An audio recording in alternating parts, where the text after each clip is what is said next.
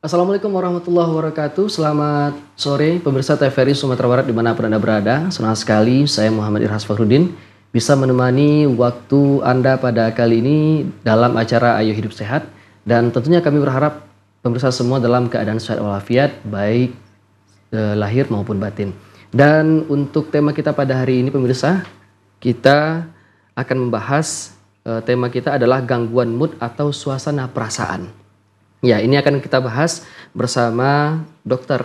Narasumber kita telah hadir bersama kami di studio. Ada Bapak Dr. Taufik Ashal, SPKJ atau spesialis kesehatan jiwa. Ya. Assalamualaikum. Ya, waalaikumsalam. Ya, selamat sore Pak Dokter. Ya, sore juga. Baik.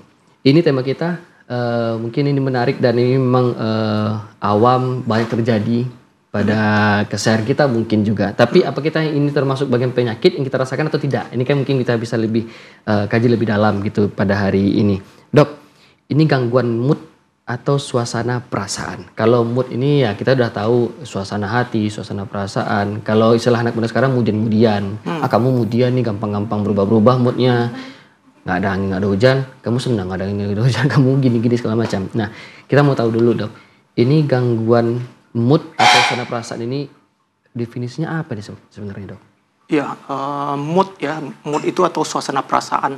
Jadi kalau kita lihat dari definisinya, mood itu adalah suasana perasaan yang cukup lama dan dipertahankan, yang terlihat oleh, yang disampaikan oleh pasien, terlihat oleh kita gitu ya. Jadi suasana perasaannya seperti apa nih, yang cukup lama, yang seharian ini gitu ya. Jadi secara umum mood itu ada dua macam sih, ada yang depresi satu, ada yang mania satu lagi gitu ya.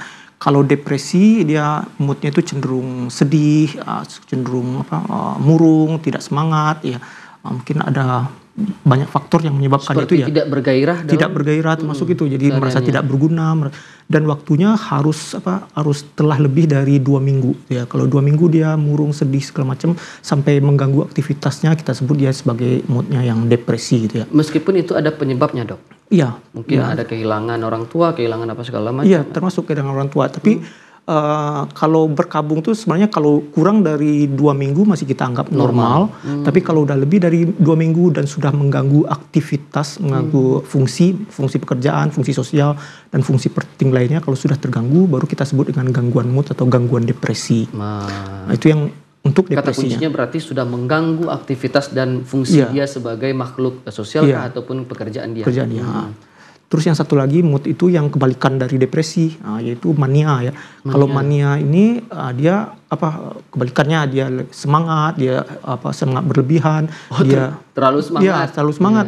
Karena saking semangatnya dia juga melakukan banyak aktivitas yang menurut dia senang gitu ya, seperti belanja-belanja, seperti jalan-jalan, raun-raun segala macam. Kemudian juga kalau perempuan bisa suka sampai dandan juga, dia dandan agak berlebihan.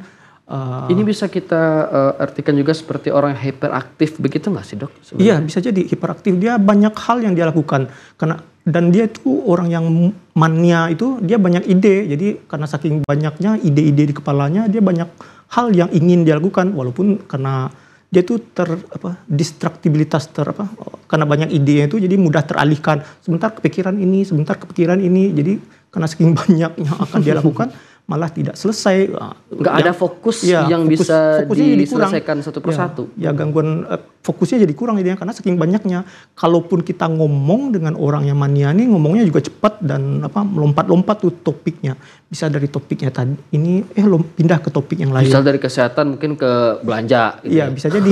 Tapi khasnya lagi topik itu masih berhubungan sih. Karena saking banyaknya ide-ide itu jadi lompat-lompat. Kalau di jiwa kita bilang flight of idea. Jadi topiknya itu terbang-terbang, lompat-lompat. Pindah-pindah topiknya dari satu topik ke topik yang lain. Tapi khasnya dari topik yang sekarang, dari topik sebelumnya masih ada berhubungan. Karena dia saking banyak idenya itu, saking happy segala macam, banyak idenya gitu. Berarti bisa kita katakan juga ternyata banyak ide bukan baik juga, kita artikan semua seperti itu ya dok? Iya, dan sama tadi ya, kalau mania itu kalau udah mengganggu fungsi sosial, mengganggu fungsi jadi katakan sudah terganggu dia. Kapan dia terganggu? Contoh terganggunya itu misalnya dia tadi happy sekali, suka belanja-belanja ya. Karena suka belanja-belanja tentu saja uangnya habis. Apa yang dilakukan oleh keluarga? Ya keluarga tentu saja stop uangnya lah, tabungannya di stop dan segala macam. karena di stop dia jadi marah jadinya, karena marah itulah baru timbul gangguan. Contohnya dia. Kemudian misalnya dia suka raun-raun tadi, suka jalan-jalan pergi happy-happy pakai mobil. Karena dia happy-happy nggak pulang segala macem, apa yang dilakukan keluarga itu saya dikunci deh itunya.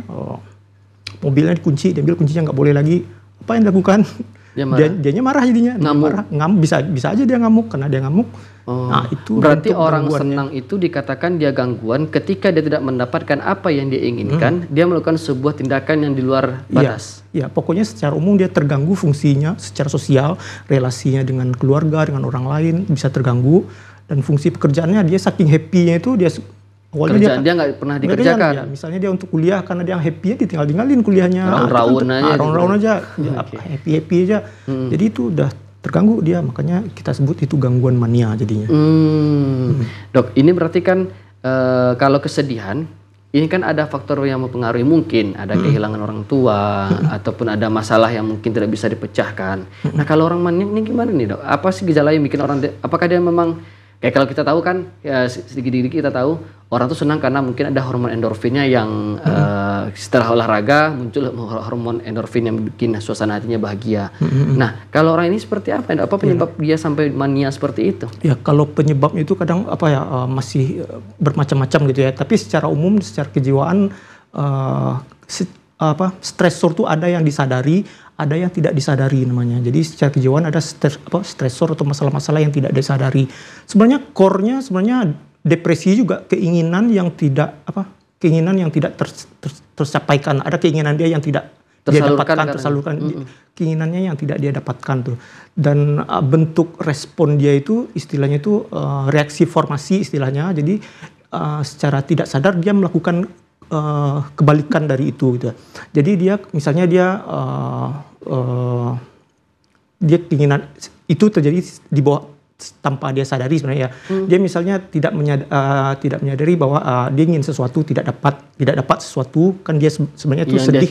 Dia kendaki tidak dapat, tapi respon dia akan berlebihan, dia akan memberikan, dia akan menghambur-hamburkan, mentraktir-traktir.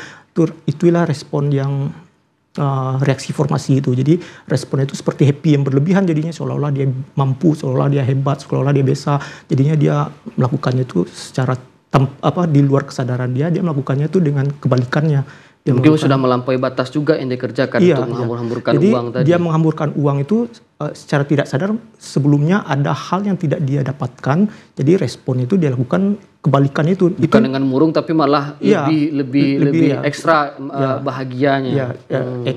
Responnya itu ekstra bahagia dan dengan mentraktir orang akan menganggap dia hebat, jadi hilanglah rasa sedih yang tidak mampu itu tadi. Seperti itu secara psikologis itu sih yang terjadi. Ini orang haus validasi. Ini sebenarnya sekarang mungkin banyak kelihatan juga gejala di fenomena sosial, haus validasi. Dia saking haus validasi, dia membuat segala cara untuk bisa divalidasi. Ini bagian dari gangguan mood juga nggak sebenarnya ini, Dok? Ya, validasi itu kadang kebutuhan orang loh. Karena orang ada orang memvalidasi itu, ada orang mengakui dia itu hebat, dia akan lebih terpenuhi keinginan kekurangan dia itu. Mungkin di batinnya mungkin. Ya. Jadi kamu hebat loh, kamu duitnya ternyata banyak ya. Dengan dia adanya validasi itu, seperti itu, ya kebutuhan dia kan lepas jadinya, dia jadi happy, jadinya oh iya orang-orang udah mengakui nih, berarti saya udah nggak ada masalah lagi, orang-orang udah mengakui saya memang hebat nih gitu. Jadi puas, dia hilang rasa yang kekurangan dia yang tanpa dia sadari itu tadi. Itu yang terjadi sih. Berarti sebenarnya ini yang menjadi patokan dia menjadi gangguan itu adalah respon yang dia kerjakan itu sudah mengganggu ya.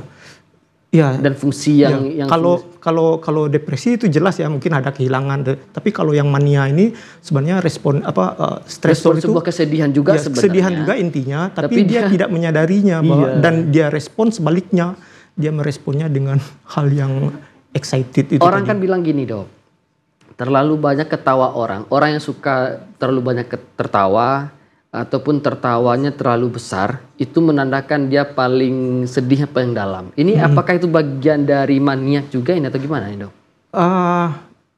Ya bisa jadi gitu ya, karena dia kalau ya itu tadi, karena dia lakukan reaksi formasi itu dia sebenarnya dia sedih nih. Sebenarnya dia sedih, tapi dia lakukan tanpa dia sadari, dilakukan dalam bentuk yang dia tanpa disadari. Tanpa dia sadari, ya, di luar kesadaran dia melakukan itu. Jadi kita sebut dia respon perilaku itu reaksi formasi itu. Tapi misalkan kita sedih, kita tidak mau berlarut-larut dalam kesedihan ini. Akhirnya kita carilah semacam hiburan, mungkin berbicara dengan teman-teman, nongkrong, kemudian bersenda gurau dengan teman-teman. Akhirnya tertawa terbahak-bahak seperti orang ya yang pameo yang muncul tadi kan. Ini paling dalam nih kesedihannya, tertawanya paling kencang gitu loh. Itu benar atau mitos atau gimana tuh, Dok? Kalau itu sebenarnya respon yang bagus sih, respon yang biasa. Kalau dia sadari bahwa dia tahu dia sedih dan dia tahu melakukan butuh hiburan itu dan dia tidak timbul gangguan ya, respon sosialnya masih bagus, dia bisa masih bersosialisasi, dia fungsi pekerjaannya bagus, kita tidak menganggap itu sebagai gangguan tentunya. Dan dia bisa menempatkan diri, berarti itu respon yang positif yang memang itu kita kalau dia melakukan itu sebenarnya cukup positif sih, nggak apa-apa. Tapi lain halnya kalau dia melakukan itu sampai mengganggu, barulah kita sebut sebagai gangguan ya. Ya dengan dia tertawa terbahak-bahak itu mungkin dia sampai secara sosial dia terganggu, orang jadi benci sama dia sampai merugikan orang atau segala macam, itu baru kita sebut sebagai gangguan. Jadi fungsi pekerjaan dan sosialnya terganggu, baru kita hitung sebagai gangguan. Dok, ini yang menderita gangguan mood ini ada batasan usia nggak yang bakal kena gangguan ini, atau ya mungkin bisa sama rata? Iya, secara umum gangguan mood ini bisa terjadi pada semua orang ya, dari kecil, anak-anak pun bisa gangguan mood juga. Sampai orang tua, orang dewasa, orang lansia pun banyak gitu ya, terjadi gitu ya, dan stresornya itu macam-macam ya. Kalau anak-anak ya bisa aja mungkin karena pengaruh dia sekolah, pengaruh pendidikan, pengaruh teman, pengaruh bully, itu bisa menjadi gejala dari gangguan mood juga. Malah kalau anak-anak ada yang depresi, anak-anak yang depresi itu depresinya lebih agitatif tuh. Anak-anak yang depresi, anak-anak yang sedih, dia tuh lebih agitatif, tuh lebih marah gitu ya. Misalnya anak yang dibully, sampai di rumah dia, orang tua mungkin heran nih kok anak jadi marah-marah. Ya, tapi anak-anak biasanya lebih ke agitatif istilahnya. Depresinya tuh depresi dalam bentuk marah gitu. Jadi mungkin kehendaknya dia rewel aja, dia melawan aja. Pas kita tanya ada apa sih? Mungkin dia awalnya diam. Akhirnya kita tahu bahwa misalnya dia lagi dibully di sekolah gitu, jadi dia disuruh sekolah nggak mau, disuruh ngerjain nggak mau, melawan aja. Anak-anak berarti apa sih yang terjadi ya? Mungkin dia udah depresi ini bisa jadi ya. Dan tetap ya kita hitung dia sebagai depresi kalau gejala itu udah lebih dari 2 minggu gitu ya. Batasannya 2 minggu juga nih, Dok. Ini terapi yang diberikan kepada pasien-pasien yang gangguan mood ini seperti apa nih, Dok? Iya.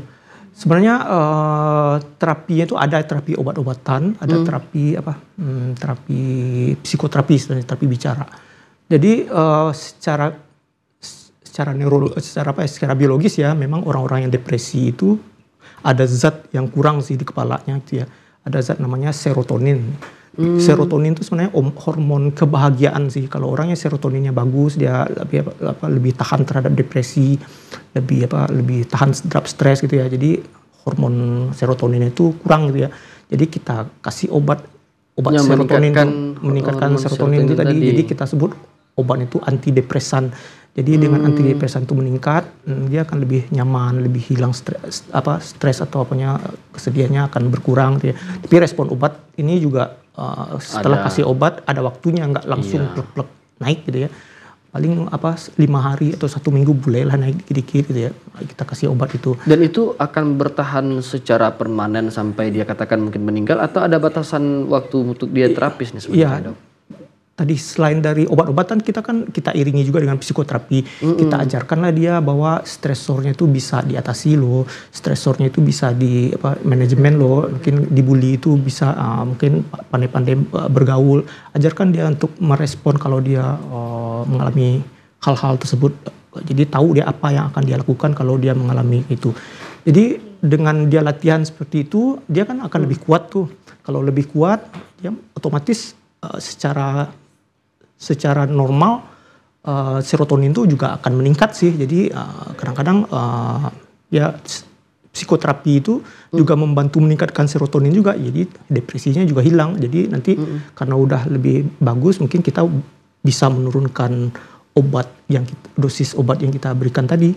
Jadi dosis obat tadi kita turunkan perlahan-lahan, jadi nggak selalu minum obat juga sih sampai tua. Jadi kan dia udah serotoninnya udah normal lagi, dia bisa merespon stresor tuh dengan adekuat, dengan sesuai gitu. Jadi hilanglah. Berarti mungkin sebelum dia diterapi, dia mungkin kegagalan dia dalam mengelola stresnya. Akhirnya itu dibimbing sama dokter untuk bisa mampu mengelola stresnya lagi. Iya.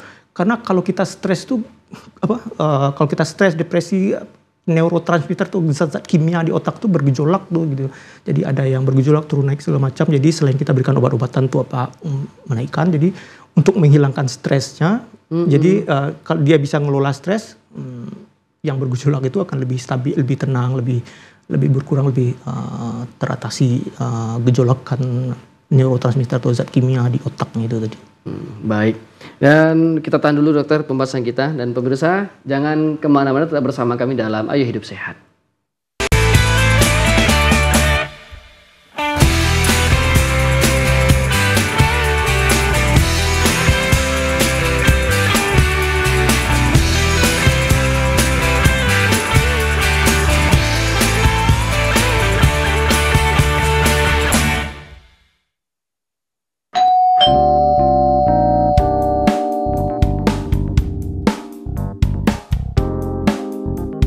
Anak, menantu, dan cucuku, piring ini menjadi panduan untuk asupan gizi kalian setiap hari. Harus lengkap, terdiri dari makanan pokok, lauk pauk, sayur, dan buah. Jangan lupa jaga kebersihan dan berat badan kalian. Sesibuk apapun kalian, lakukan aktivitas fisik minimal 30 menit setiap hari. Minum air putih minimal 8 gelas setiap hari. Nenek pingin anak, mantu, dan cucu semuanya sehat dan kuat. Penuhi kebutuhan gizi kita sesuai pedoman isi piringku. Isi piringku untuk masyarakat sehat dan kuat.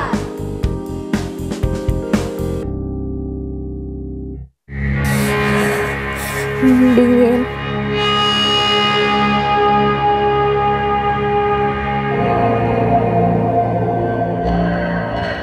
Biar cepat sembuh, obatnya harus diminum tepat waktu ya sayang. Menggunakan obat harus dengan tepat cara ya sayang.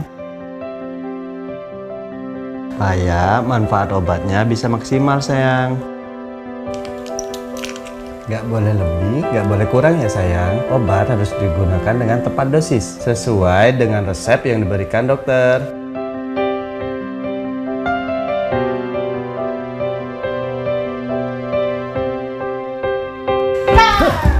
Ayo, jadi bagian dari masyarakat cerdas menggunakan obat. Gunakan obat dengan tepat untuk masyarakat sehat. Ande main yuk. Iya, iya beneran.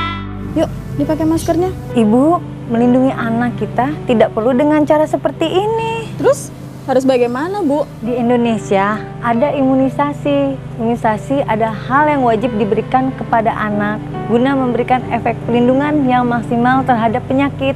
Bagi anak yang belum mendapatkan imunisasi rutin lengkap, dapat mengikuti imunisasi kejar. Dan jangan lupa untuk berpartisipasi pada Bulan Imunisasi Anak Nasional untuk melindungi anak dari serangan berbagai penyakit berbahaya. Ayo ibu-ibu, pastikan anak Anda mendapatkan imunisasi sebagai bentuk usaha untuk mewujudkan kekebalan tubuh. Yuk, kunjungi fasilitas-fasilitas kesehatan yang ada di tempat Anda.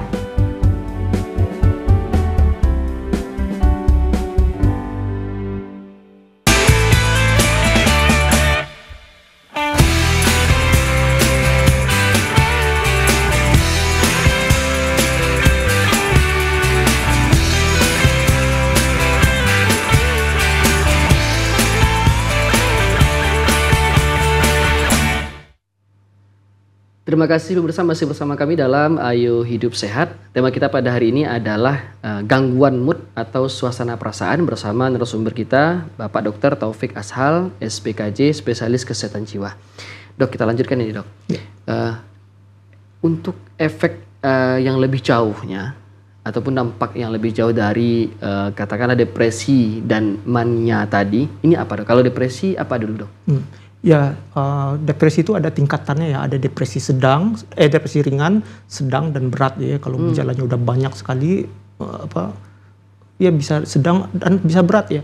Ya, dan kalau bentuk depresi berat itu tentunya gejalanya selain dari yang murung, tidak semangat, tidak nafsu makan, susah tidur, dan kemudian diiringi juga gejala-gejala bisa ada ide-ide bunuh diri, bisa sampai usaha-usaha untuk melakukan mengakhiri hidup gitu ya. Jadi mereka akan melakukan itu karena saking sedihnya, tak ada niat keinginan buat hidup, dia akan melakukan ide-ide bunuh diri itu.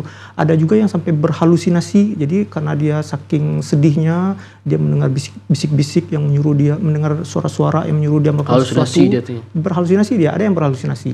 Dan karena halusinasi itu dia akan melakukan hal-hal yang ngawur tuh, bisa dia seperti ngomong sendiri, dia bisa jalan sendiri, pergi sendiri, itu bisa terjadi.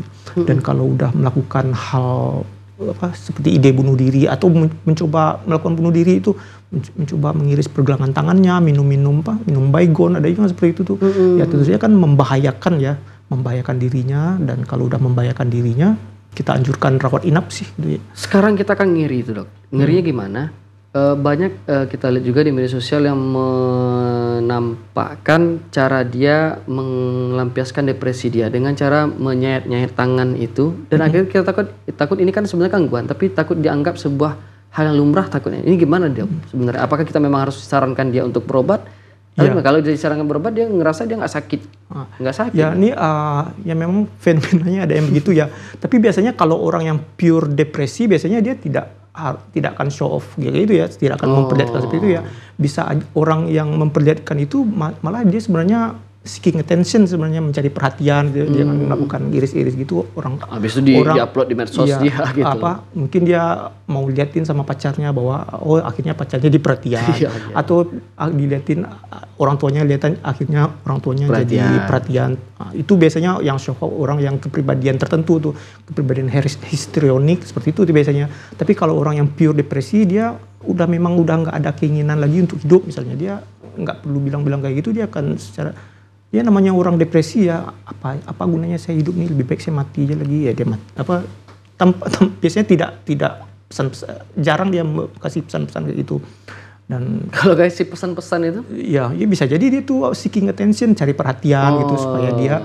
Berarti nggak bisa dikatakan semua orang yang bunuh diri itu karena depresi. Ya bisa aja seeking mencari perhatian, bisa jadi gitu ya.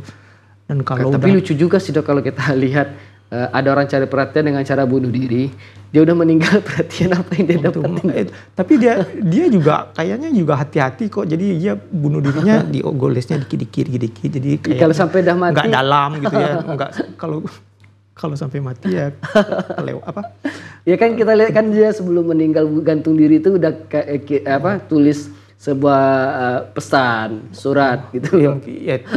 Mungkin ada yang benar-benar dan ingin bunuh diri juga ya, tapi secara umum sih yang melakukan dengan ingin memperlihatkan itu sebenarnya untuk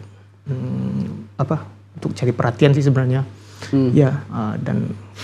Dan supaya itu tidak terjadi, supaya memang kita anjurkan untuk rawat inap sih, dan di rawat inap. Ya, jadi indikasi rawat inap itu udah membahayakan di jiwa itu, membahayakan diri sendiri, membahayakan orang lain, udah ngamuk segala macam, itu kita akan rawat inap tuh. Dan satu lagi untuk rawat inap orang yang udah melakukan percobaan bunuh diri ini tidak ditanggung oleh BPJS loh. Jadi orang-orang yang yang melakukan usaha bunuh diri itu harus tanggung sendiri. BPJS nggak mau bayar tuh kalau karena mungkin sudah saking parah. Karena dianggapnya bunuh diri itu keinginan dia ya, karena dia sakitnya itu dibuat oleh keinginan pasien sendiri. Jadi karena pertimbangan itu BPJS nggak mau bayar. Jadi orang yang kalau diagnosisnya depresi dengan percobaan bunuh diri ya dia harus bayar, kalau berobat dia bayar sendiri, bayar biasa. Keluarga dia mungkin yang bayar. Kalau dia mungkin nggak bisa bayar sendiri. Iya, pokoknya keluarga bayar, jadi BPJS nggak bisa tanggung lagi. Nggak ditanggung oleh BPJS. Baik, Dok, itu kan tadi kan dampak dari depresi, dampak jauh. Kalau yang dari maniak tadi? Ya sama juga ya. Jadi kalau manik itu dalam bentuk yang beratnya, ya tadi kan dia euforia, senang berlebihan. Dia kalau senang berlebihannya dia jadi senang berlebihan itu dia merasa dirinya hebat sekali gitu ya. Dia bisa berwaham, istilahnya berwaham, merasa dirinya itu sebagai orang kaya beneran gitu ya, sebagai orang terkaya. Jadi namanya juga berwaham juga ngomongnya akan ngawur gitu ya. Ngomongnya akan ngawur, tidak sesuai dengan keadaan gitu ya, kena waham yang hebat itu tadi. Jadi ya sama aja. Jadi kalau sudah sudah berwaham itu tentu respon orang jadi bisa mengganggu orang juga dia jadinya. Kalau udah mengganggu ya udah ngawur, udah tidak sesuai dengan realita lagi ya, seperti orang gangguan jiwa berat jadinya. Kalau udah itu dia juga bisa berhalusinasi juga, bisa ngomong sendiri juga. Mungkin ada suara-suara yang mengatakan dirinya hebat sekali, dia bisa ngomong dengan suara itu ya. Jadi kemudian dia bisa lakukan hal-hal yang senang itu juga banyak ya. Dia jadi pergi-pergi dari rumah, dia nggak pulang-pulang, dia bisa jual-jual segala macam, dan itu akan bukan gangguan seperti itu. Jadi kalau udah terganggu udah berbeda sifatnya, tingkah lakunya itu ya kita anjurkan rawat juga sih kalau udah berwaham dan berhalusinasi. Tapi rawat inap orang yang maniak ini ditanggung BPJS atau gimana Dok? Ya itu ditanggung BPJS karena tidak melakukan bunuh diri. Dia kan memang pure gangguan jiwa aja, untuk gangguan jiwa aja yang tidak ada usaha untuk bunuh dirinya ya masih ditanggung. Oke, baik Dok, ini kalau kita ingin kaji ke belakangnya, yang menyebabkan ini bisa muncul di diri seseorang ini apa sebenarnya? Apakah ada faktor lingkungan yang salah? Kalaupun salah, yang seperti apa yang membuat orang seperti itu?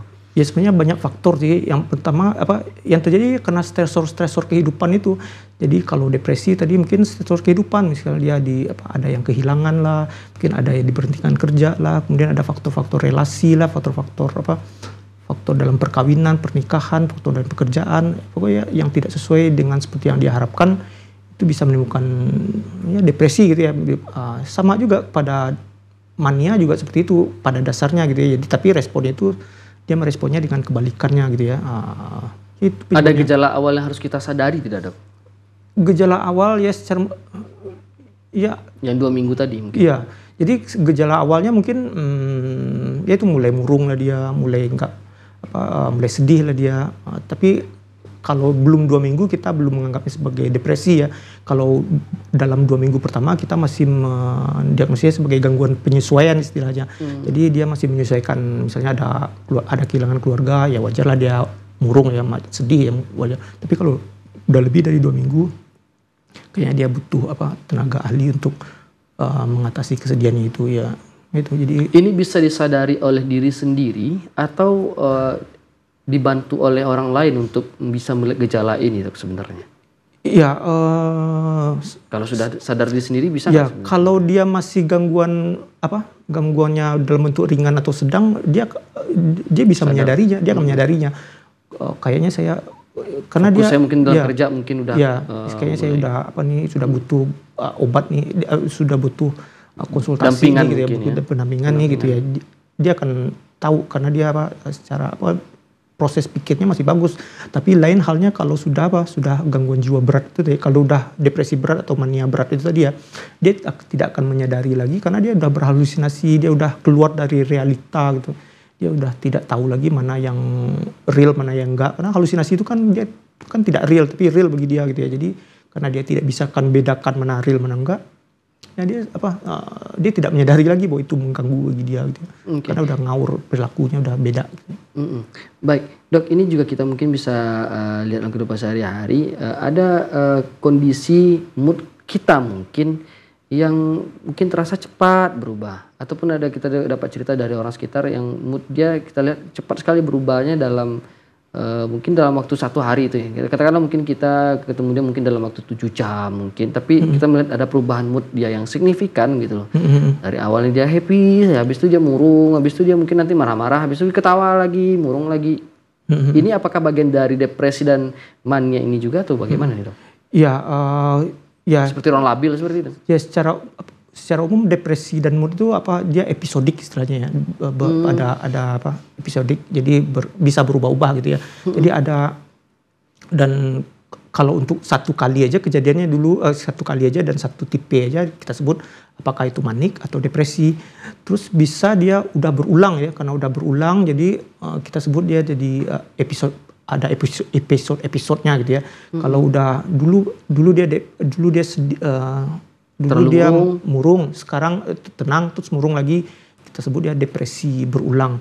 Terus ada dulu dia mania, sekarang dia depresi udah berulang gitu. Jadi kita sebut dia bipolar jadinya. Jadi kalau udah berulang itu disebut dia gangguan bipolar jadinya. Ada tapi dia maksudnya gangguan bipolar yang kini manik gitu ya. Jadi kini mania, jadi terakhirnya manik. Ada yang tipenya gangguan bipolar kini campuran gitu. Jadi yang tipe yang campuran inilah yang turun-turun naik itu moodnya. Yang tadinya nangis tiba-tiba ketawa gitu. Jadi itu yang tipe campuran gitu. Jadi mudah berubah-ubah. Jadi moodnya itu labil, tadinya lagi ketawa tiba-tiba nangis. Tapi itu secara keseluruhan kita lihat kalau orang yang nangis tiba-tiba ketawa itu kan berarti kan dia tidak bisa melaksanakan aktivitas apapun ini, Dok. Atau bisa dia sambil mengerjakan aktivitas dia atau gimana? Ya, tapi secara umum kondisi kayak gitu udah tergantung tingkatannya juga sih. Kalau depresi kondisi bipolarnya ringan, ya dia mungkin masih bisa melakukan. Tapi kalau udah mulai ke sedang dan berat tuh udah ya terganggu aktivitasnya karena dia moodnya yang swing, mudah turun naik segala macam. Dia jadi tidak, ya untuk mengontrol emosi aja dia tidak bisa. Otomatis dia bekerja pun akan terganggu tuh biasanya. Jadi dan tidak fokus lagi untuk bekerja biasanya. Ini kan tadi kan juga disebabkan oleh dia cara mengelola stres yang tidak benar ini, Dok. Nah, kalau kita tadi juga dokter bilang pada semua usia termasuk mungkin anak-anak. Nah, kita mencegah dari usia anak-anak ini bagaimana cara kita menghadapi ataupun memberikan edukasi kepada anak-anak agar dia bisa mampu mengelola stresor yang tadi, Dok. Iya, mungkin sebagai orang tua harus aware ya, harus perhatian sama orang tuanya. Kok ada yang berubah nih sama anak saya, kok ada yang beda nih sama anak saya. Itu harus ada perhatian tuh dari orang tua. Ya kalau ada perubahan kayak gitu kita harus tanya, kita harus selidiki apa sih yang terjadi gitu ya. Apa ada nggak sesuatu yang yang tidak sesuai terjadi gitu ya. Ya kalau kalau memang ada sesuatu ya mungkin kita atasi itu gitu ya. Misalnya dia dibully nih gitu di sekolahnya, ya mungkin kita lapor kepada gurunya ya kalau bisa stresornya itu dihilangkan gitu ya, dicoba diatasi stresornya, misalnya di konsulta minta keterlibatan orang gurunya untuk mengkomunikasikan supaya anaknya tidak mengalami itu lagi. Ya pokoknya kita sadari apakah ada perubahan perilaku pada anak dan ya kita atasi perilakunya gitu ya. Dan ya secara obat-obatan ya kita kasih obat juga, antidepresan juga sih pada anak-anak juga bisa dikasih antidepresannya dan dikasih dia psikoterapinya untuk menenangkannya. Ya pada anak-anaknya juga kita ajarkan juga bagaimana dia merespon kalau ada anak yang jahat itu yang usil pandai-pandai jaga jarak, pandai-pandai ngeles kayak untuk menghindar dari dia gitu. Atau berani untuk lapor, Bu, saya diginiin sama si itu. Berani untuk lapor sama gurunya, mungkin guru akan ada yang menolong tuh. Jadi kita arahkan seperti itu. Baik. Dok, ini biasa yang terkena itu di usia umumnya paling banyak itu di usia berapa tuh, Dok? Ya, secara umum pada usia produktif ya usia produktif. Kenapa? Karena di usia produktif itu kan usia produktif itu usia yang aktif ya, orang akan melakukan banyak aktivitas, banyak pekerjaan, banyak kegiatan segala macam ya. Kita akan menemukan kendala itu kan dari aktivitas sehari-hari yang kita lakukan gitu ya. Jadi orang yang aktif itu kan kalau ya banyak kegiatan, jadi tidak bisa dilakukan kegiatan segala macam, dia jadi ya terganggulah moodnya gitu. Itu biasanya secara usia dewasa dan usia dalam masa kerja sih yang banyak gitu ya. Baik, Dok, itu kan kalau sudah di tingkat yang berat baru kita mungkin melaporkan ataupun berkonsultasi pada pihak medis gitu loh. Tapi tadi kan ada tingkatan yang ringan dan sedang. Ada nggak yang paling sederhana kita lakukan dulu sebelum kita melapor ataupun konsultasi ke medis yang bisa kita lakukan untuk menekan ini dulu agar tidak berlarut-larut dan tidak menjadi gangguan di mental kita sebenarnya ini, Dok. Ini hal sederhana dulu Iya, efektif. Secara sederhana sebenarnya apa ya? Kalau kita ada masalah jangan biarkan berlarut-larut itu sih sebenarnya ya. Kita kan setiap hari pasti menemui masalah, masih kendala segala macam gitu ya. Kalau ada masalah gitu jangan biarkan berlarut-larut ya. Mungkin kita bisa curhat, kita bisa ngomong, bicara, dan nggak harus dengan profesional langsung gitu ya, bisa sama keluarga, kayaknya keluarga apa samanya kakak atau orang tua atau apa saudara ada yang agak bijaksana nih, kita bisa curhat dengan dia gitu ya, dengan kita curhat, dengan kita sampaikan apa masalah kita, dan kayaknya kita bisa jadi tenang, ya itu udah sangat membantu gitu. Jadi ya itu tadi, jadi kalau ada masalah jangan biarkan berlarut-larut, selesaikan masalahnya, karena itu tadi pas kita ada masalah itu kan zat kimia di otak tuh bergejolak, gejolak kimia di otak ini lah yang membuat kita jadi terganggu secara moodnya gitu. Dok, ini kan juga ada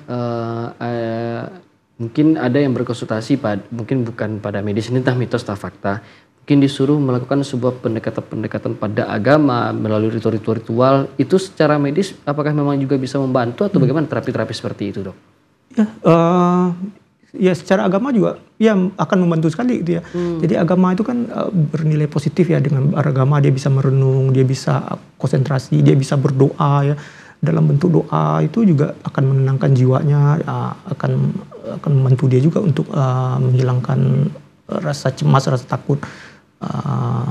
Dia ada harapan di situ, dan kalau dia kita juga ada terapi secara religi juga memang ada efeknya itu. Jadi dengan doa, dengan meningkatkan juga diberikan pada pasien yang rawat inap. Iya, ada ada terapi, ada di psikiatri pun ada terapi secara religi juga. Jadi ada diberikan bagaimana dia caranya bisa berdoa, bisa menenangkan diri dengan doa, dengan meningkatkan keimanan untuk melakukan aktivitas-aktivitas yang agama gitu.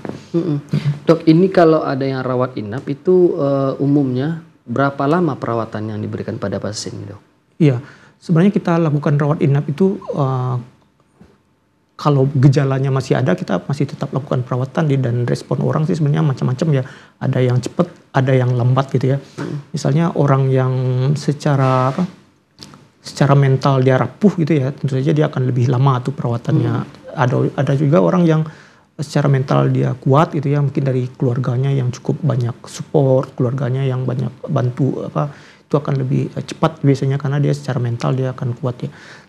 Dan secara umum kita rawatan jiwa biasanya kita usahakan dalam 2 minggu udah selesai sih gitu ya. Jadi udah berkurang, dan kalau udah berkurang gejalanya ya itu saja kita anjurkan untuk rawat jalan ya, nanti kontrolnya ke bagian poliklinik. Biasanya 2 minggu sih sebenarnya untuk paling lama. Kita udah menganjurkan untuk pulang. Kalau lama-lama juga rumah sakit juga merugi juga. Kalau sistem BPJS itu kan pengobatannya sistem paket gitu ya. Kalau makin lama pasien dirawat, makin banyak pengeluaran, makin sedikit, makin cepat, makin bagus, makin hemat lah. Makin hemat, makin tuh, karena ya pembayaran sistem BPJS kayak gitu. Berarti kalau semakin cepat sembuh ya berarti kan biaya yang dibutuhkan juga tidak terlalu besar, begitu. BPJS itu bayar kalau sehari bayar segitu juga, kalau sebulan sebulan segitu juga. Jadi itulah sistem paket seperti itu pembayaran apanya. Jadi kalau makin cepat pulang ya rumah sakit jadi lebih untung. Karena yang diberikan BPJS juga segitu. Gitu. Jadi kalau makin lama dia dirawat ya makin tidak ada untungnya, malah makin nombok, makin rugi. Baik, terima kasih dokter. Tapi kita tahan dulu nih dok. Maksud kita karena masih banyak hal-hal yang sebenarnya ingin kita dalami dalam gangguan mood ini, biar kita tidak kena gangguan mood ini. Dan pemirsa jangan kemana-mana, tetap bersama kami dalam Ayo Hidup Sehat.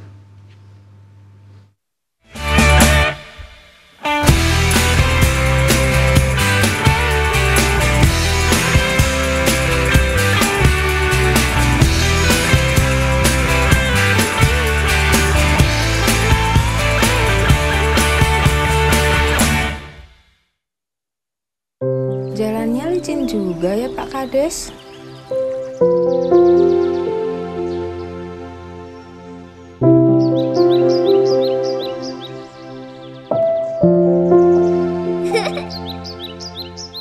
Pak Kades, Iya, Bu. itu anaknya siapa? Itu anaknya Pak Medi, Bu Dokter. Oh, bisa antar kami ke rumah Pak Medi? Boleh, boleh. Mari, mari.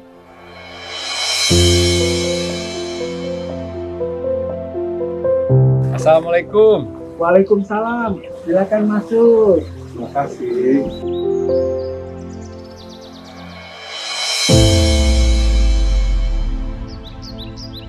Pola makannya harus dijaga ya Bu. Harus dengan gizi yang seimbang.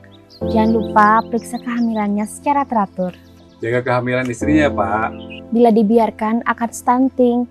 Selain pada ibu hamil, stunting juga dapat dicegah pada anak berusia di bawah 2 tahun melalui berikan ASI eksklusif hingga bayi berusia 6 bulan, pantau terus tumbuh kembang anak dengan cara rutin setiap bulan dibawa ke posyandu, kemudian berikan makanan pendamping ASI yang bergizi dan kaya akan protein hewani pada anak berusia di atas 6 bulan. Jangan lupa, jaga terus perilaku bersih dan hidup sehat.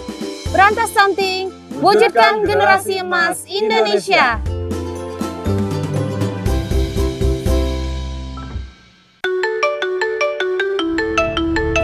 Halo. Dananya udah terkumpul berapa hari ini? Halo. Mau dibayarkan tagihan atau tidak? Iya Pak. Iya Pak, segera saya bayar.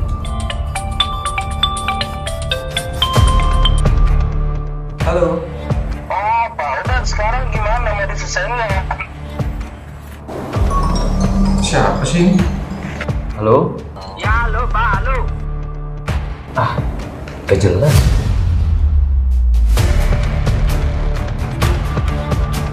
Jangan sembarangan ya. Waduh.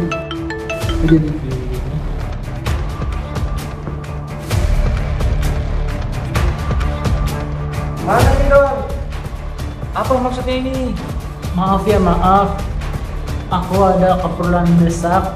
Aku terjebak pinjaman online ilegal. Doni. Nah, ini nih akibat tidak teliti dan hati-hati. Dampaknya seperti ini akibat pinjaman online.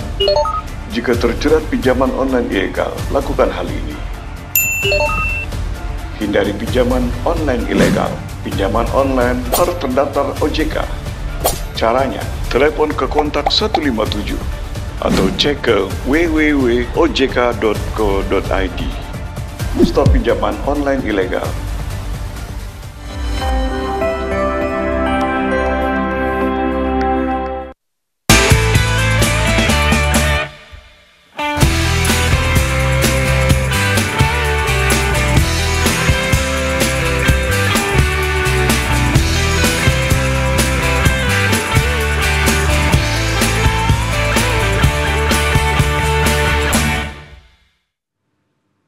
Terima kasih pemirsa masih bersama kami dalam Ayo Hidup Sehat dengan tema kita pada hari ini adalah gangguan mood atau suasana perasaan. Bersama narasumber kita ada Bapak Dr. Taufik Ashal, spesialis kesehatan jiwa. Dok, tadi kita sudah mulai banyak tahu nih ada beberapa gejala, kemudian dampak efek jauhnya seperti apa, penanganannya juga kita sudah tahu seperti apa. Dok, ini kita mungkin bahas mitos fakta. Kalau kita depresi atau sedih kata orang kan, disuruhnya belanja, katanya belanja bisa menekan stres, ini mitos atau fakta nih dok? Shopping katanya. Ya, yang menyuruh siapa dulu kali ya. Mitos jadi, atau fakta? Bisa, jadi nggak semua juga menyuruh kayak gitu ya. Tapi kalau orang melakukan itu sebenarnya kalau dia melakukannya dalam masih range yang normal, misalnya dia ada teman ngajak yuk jalan-jalan yuk belanja ke situ yuk. Ya kalau dia akan menaikkan moodnya ya masih dianggap sebagai hal yang bagus ya gitu ya. Kadang-kadang orang yang kita ajak jalan-jalan dia kan jadi lebih lepas lebih itu tuh. Jadi kalau teralihkan mungkin ya, sedih. jadi teralihkan jadi untuk sementara jadi tertutupilah sedihnya gitu ya. Kalau dalam masih tidak merugikan gitu ya. Masih kita anggap normal, tapi lain halnya kalau dia kalau manik tadi dia belanjanya sampai tidak terkontrol tadi itu saja akan merugikan, akan dia ya orang manik itu dia tidak mikir resiko gitu ya. Jadi hal-hal yang buruk itu dia tidak mikir gitu ya. Jadi itu akan merugikan. Kalau merugikan kita, karena itu udah kelainan, kita anggap dia sebagai gangguan jadinya. Tapi kalau dia masih dalam batas yang tidak merugikan, jadi masih dan orang biasanya nggak mungkin, kalau orang depresi juga nggak mau juga sih dia belanja sendirian, mungkin kalau ditemani dia jadi ayo gitu, jadi mau gitu ya. Jadi terus ada lagi yang mengatakan olahraga bisa mengatasi stres. Itu benar atau iya, itu benar sih sebenarnya gitu ya. Jadi dengan olahraga itu sebenarnya dihasilkan hormon rasa senang gitu ya. Jadi ada endorfin namanya. Jadi endorfin itu akan diproduksi pada saat kita olahraga. Berkeringat atau tidak? Atau hormon itu diproduksi oleh otak. Jadi endorfin itu jadi beredar lah endorfin itu di ketika kita gerak tubuh kita banyak. Gerak tubuh ya, gerak tubuh banyak. Jadi endorfin itu akan berjalan, rasa senang jadinya. Orang yang udah biasa olahraga tuh malah dia kalau nggak olahraga dia ada yang kurang rasanya. Jadi mungkin karena endorfin tuh ya kayak morfin, tapi morfin yang bagus gitu ya, morfin yang membuat dia jadi semangat, jadi happy. Jadi memang kita sarankan untuk tetap olahraga. Olahraga itu akan lebih sehat mental juga jadinya. Jadi karena endorfin itu tadi yang selalu dihasilkan. Jadi sarannya ya kalau bisa olahraga teratur deh gitu. Dok, ini kita juga mungkin ada lihat di dalam keseharian kita. Ketika orang merasa marah, itu cara dia melampiaskan tuh macam-macam. Ada yang mungkin hancur-hancur barang, ngusak-ngusak barang, ataupun kebut-kebutan di jalanan. Membayangkan itu udah bagian dari gangguan kejiwaan ketika dia merasa tertekan itu, atau itu masih bagiannya normal ya, namanya orang marah kok seperti itu, atau ada batasan nggak dok? Mana batas normal, mana batas yang sudah masuk gangguan ini sebenarnya? Ya ada tipe orang yang suka marah seperti itu ya. Jadi kalau ada salah satu contoh gangguan namanya gangguan kepribadian, emosional tak stabil atau gangguan kepribadian ambang.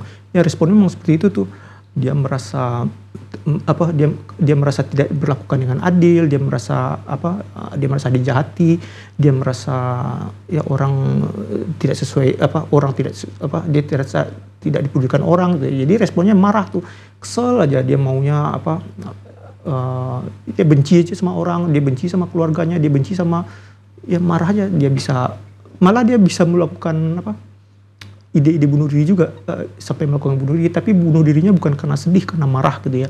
Jadi dia benci sama orang tuanya nggak peduli sama dia, daripada benci saya daripada kayak gini, mending saya mati aja gitu. Jadi dia benar melakukan bunuh diri itu karena marahnya gitu ya. Jadi itu sebenarnya bentuk dari gangguan kepribadian ambang namanya, gangguan emosional tak stabil ya. Jadi dan gangguan kepribadian ambang ini memang banyak menimbulkan masalah nih gitu ya. Jadi kenapa itu terjadi? Banyak faktor sih, mungkin bagaimana dia dari kecil dibesarkan gitu ya. Mungkin ada faktor pendidikan mungkin. Iya, faktor pendidikan bisa jadi. Ya faktor secara umum kayak itu, dia anak yang dulunya sering dimarahi, banyak yang berkembang jadi masa kecilnya sering dimarahi. Banyak berkembang menjadi gangguan kepribadian ambang. Dia jadi benci sama orang tuanya, dia benci sama semua orang gitu ya. Jadi responnya dia seperti itu, dia marah aja tanpa dia selalu marah aja, benci aja melihat dunia gitu. Dok, gangguan kepribadian itu seperti itu. Ini ada nggak dok saran-saran mungkin yang bisa kita lakukan dalam keseharian agar kita terhindar dari gangguan mood ini ataupun suasana perasaan ini dok? Dalam keseharian kita, biar kita ya stabil aja moodnya, tidak ada, ya kalau masalah pasti ada rasa sedih ya, dalam kategori normal, biar kita tidak termasuk gangguan. Ada nggak dok saran-sarannya mungkin dok? Ya saran-sarannya ya seperti itu tadi ya. Jadi kalau ada masalah janganlah dibiarkan berlarut-larut itu sebenarnya. Jadi dengan tidak kalau ada masalah mungkin kita bisa cerita, bisa curhat, bisa jadi ya disampaikan, diatasi masalah itu agar tidak berlarut-larut. Dan ya di keluarga juga ditingkatkan juga awareness-nya gitu ya. Jadi perhatian gitu ya, kalau ada anggota keluarga yang beda nih, jadi beda perilakunya, berbeda moodnya, berbeda emosinya, kita harus lebih perhatian, kita harus lebih cari tahu nih ada apa gitu ya. Jadi kalau dari awal kita udah antisipasi dan ajarkan juga dia untuk menyampaikan tuh. Kadang-kadang orang kan ada masalah dia diamin aja, jadi itu kan berkembang jadi gangguan depresi beneran tuh. Jadi ajarkan dia kalau memang ada sesuatu yang dia inginkan, ajarkan dia untuk asertif istilahnya, untuk berani menyampaikan apa yang dia rasakan, atau kalau dia tidak senang berani menyampaikan rasa tidak senangnya itu dengan baik gitu ya. Sampaikanlah dia tidak suka diginiin, dia tidak suka apa, ajarkan tuh asertif itu. Jadi kalau dia bisa asertif, orang jadi tahu bahwa dia itu tidak suka digituin ya. Kalau tidak suka digituin kan jadi orang tidak ya lebih bisa berteman, lebih bisa memahami, saling memahami jadinya. Mungkin diajarkan itu sama keluarga kita juga. Dok, ini gangguan mood atau suasana perasaan juga dipengaruhi oleh faktor-faktor luar sebenarnya dok? Seperti ya kebiasaan atau gaya hidup yang mungkin alkohol ataupun narkoba sebenarnya sebelumnya, atau ada hal-hal yang mempengaruhi luar yang ya sebenarnya bukan karena perasaan tapi karena ada gaya hidup yang mungkin yang kurang pas? Ya, sebenarnya alkohol itu bukan pengaruh dari alkohol, mungkin karena pengaruh gangguan moodnya itu orang akan mencari untuk penyelesaiannya itu dia beralih ke situ. Dia karena sedih, karena apa dilakukan. Jadi dia mencari untuk menghilangkan rasa sedihnya itu dengan minum alkohol gitu ya, pakai narkoba. Sama juga orang manik juga gitu. Orang manik itu juga dia banyak teman nih, semuanya ada teman, ditawari itu dia ayo aja, ditawari pakai ini untuk supaya kamu lebih oh ya mau aja mengganja, mau aja pakai ekstasi. Jadi orang-orang yang gangguan mood ini rentan sekali penyalahgunaan zat gitu ya. Jadi dia akan pakai ya untuk menaikkan moodnya, dia pakai sabu lah, dia pakai ganja itu kan stimulan dia, jadi lebih happy, dia lebih ketawa-ketawa dia. Tapi kan itu tidak penyelesaian ya, masa kalau dia memang ada masalah ya masalah itu diselesaikan, bukan dihilangkan dengan cara-cara yang obat-obat terlarang gitu dok. Jadi memang gitu, jadi ya dia menggunakan itu karena dia ada depresinya gitu ya. Jadi, biasanya pasien kalau sudah terjebak di sana makin bertambah nggak penyakit gangguannya ini? Iya tentu saja bertambah ya, diagnosisnya juga bertambah juga jadinya. Jadi apalagi berbeda diagnosis nggak pada akhirnya dok? Iya bertambah diagnosisnya jadi bertambah, jadi gangguan perilaku dan penyalahgunaan zat jadinya gitu ya. Dan memang zat-zat itu ada yang menimbulkan adiktif ya, menimbulkan ketergantungan ya, misalnya kayak golongan opioid, golongan morfin itu, putau misalnya, ada orang yang depresi dia pakai putau, akhirnya kalau udah pakai putau dia akan terus pakai putau. Kalau dia tidak pakai itu dia jadi ada gejala-gejala ketergantungan ya, dia jadi kesakitan, dia jadi teriak-teriak kalau nggak pakai, itu bentuk dari sakau itu. Ya sama juga kalau ada ketergantungan pakai sabu juga, dia biasanya dengan pakai sabu ini rasanya jadi enak ya, jadi dia mikirnya ke situ aja, walaupun dia tidak sehebat yang pakai opioid atau putau itu tadi ya. Jadi ya jadi ketergantungan zat-zat narkoba juga jadinya gitu ya. Berarti makin bertambah diagnosisnya ya. Jadi karena kesulitan juga untuk dia harus ikut rehabilitasi narkoba juga jadinya. Terlarang jadinya. Selain jadi gangguan moodnya juga ada rehabilitasi narkobanya juga ntar.